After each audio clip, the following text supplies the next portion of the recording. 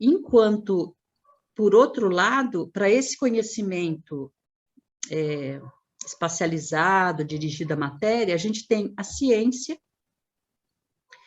e o senso comum, né, que converge, então, para a matéria e para o espaço, né? Então, essa distinção aí da arte, que converge para o drama, para a tragédia, é o que eu vou levar adiante, então, para saber que raio que é a alta comédia nessa história toda.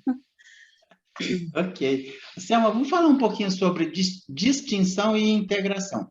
Você buscou no Homem de Bom Senso a questão do eu superficial e do eu profundo.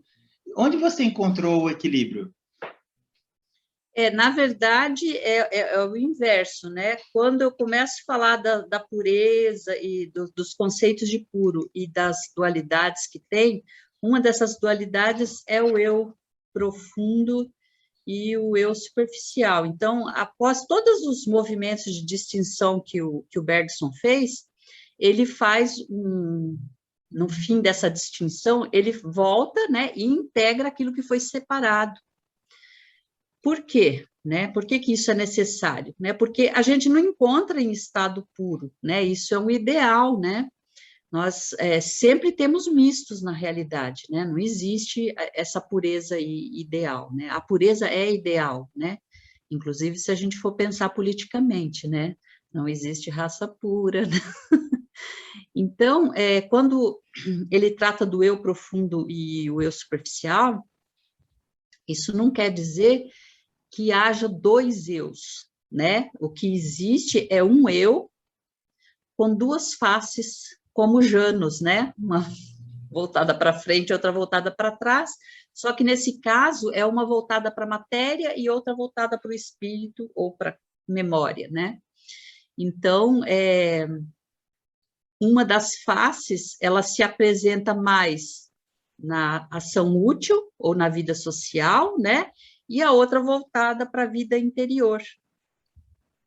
Então, o desequilíbrio, né, desses dois olhares aí, dessas duas faces, seria enrijecer para qualquer uma dessas figuras, né, dessas faces de Janus.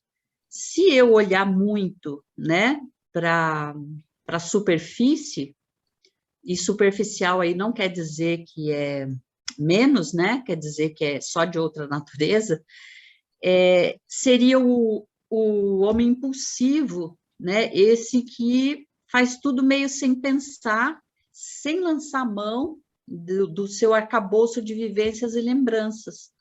Então, o homem que vive impulsivamente, ele acaba errando, né? Porque ele não lança mão das experiências dele, ele não lança mão da memória. E o homem sonhador, por sua vez, ele fica, ao contrário, né, só nas lembranças, sem se dar conta do novo. Ele fica procurando, às vezes, resposta para alguma coisa que ele nunca viveu, então não há resposta, né? Ele não tem repertório na lembrança para ele usar. Então, desse modo, a integração ou o equilíbrio, né, entre essas duas faces de Janus é o homem de bom senso. E o que é, né? É esse que sabe qual que é a face mais adequada para cada situação. Então, não significa, né, que eu tenho que olhar só para a ação ou só para a memória, né? Não basta eu ter essas duas possibilidades, né? Eu tenho que ter uma atenção, né, para a vida, que é o que o Bergson chama de atenção à vida,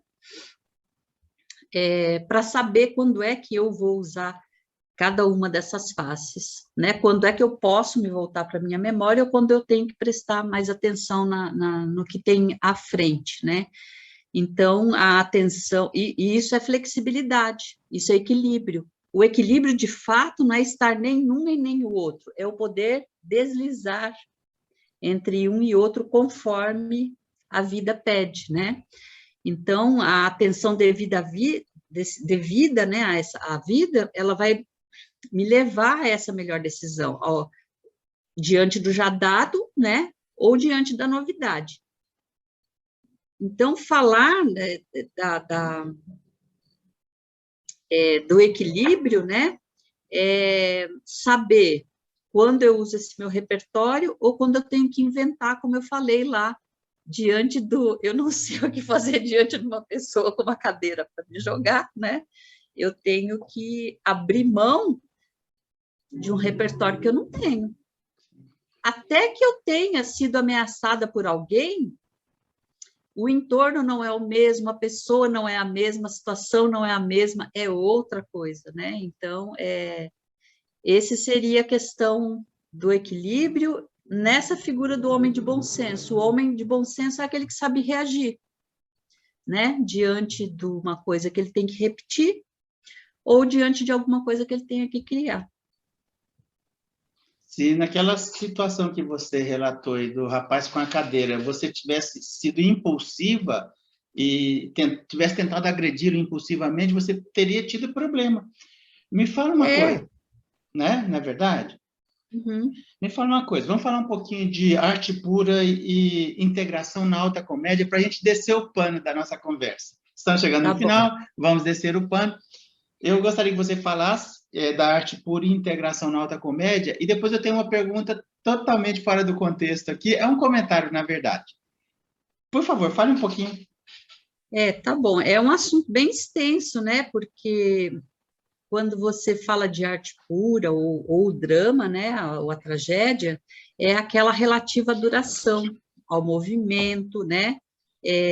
Essa situação da criação, da arte, é um momento para o homem, né, para o artista, quando está suspensa, segundo o Bento Prado Júnior, né, toda a nossa relação laboriosa com o mundo.